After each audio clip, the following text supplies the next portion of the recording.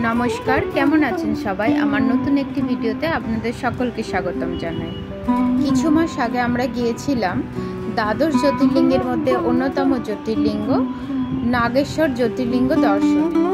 এটি গুজরাট রাজ্যের দ্বারকাধাম থেকে 17 কিলোমিটার দূরে অবস্থিত। শিব পুরাণে আমরা এই মন্দিরটির উল্লেখ পাই। কথিত আছে দারুক নামে এক রাক্ষস এখানে বসবাস করত। তার নগরের নাম ছিল দারুক বন। দারুক রাক্ষস একদিন সুপ্রিয় নামে এক ব্যবসাদারকে আক্রমণ করেন এবং তাকে তার নগরী দারুক বনে বন্দী করেন। সুপ্রিয় ছিলেন মহাদেবের পরম ভক্ত। সুপ্রিয় ছাড়াও সেখানে বন্দী ছিল আরও অনেকে। সুপ্রিয় তখন বলেন মহাদেবের নাম জপ করতে।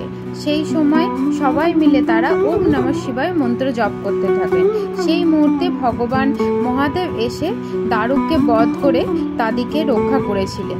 দারুকের স্ত্রী ছিলেন মাতা পার্বতীর খুব বড় ভক্ত। তিনি তাকে আশীর্বাদ করে ওখানে এই মন্দিরটি প্রতিষ্ঠা করেন। এই জ্যোতির্লিঙ্গটি দক্ষিণামুখী জ্যোতির্লিঙ্গ। বিশ্বাস করা হয় নাগেশ্বর জ্যোতির্লিঙ্গটি সকল প্রকার বিষ থেকে রক্ষা করে, বিশেষ করে সাপের বিষ থেকে। এই মন্দিরে ভগবান শিবকে নাগের দেবতা অর্থাৎ সর্পের দেবতা হিসেবে পূজা করা হয় এবং মাতা পার্বতীকেও এখানে সর্পের দেবী হিসেবে পুজো করা হয়। মন্দিরটি যাওয়ার জন্য নিকটবর্তী রেলওয়ে স্টেশন ওখা কিংবা দ্বারকা।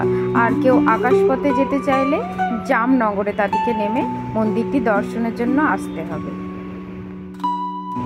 নমস্কার সকলকে। ভিডিওটি ভালো লাগলে অবশ্যই একটা লাইক, শেয়ার, কমেন্ট করে দেবেন।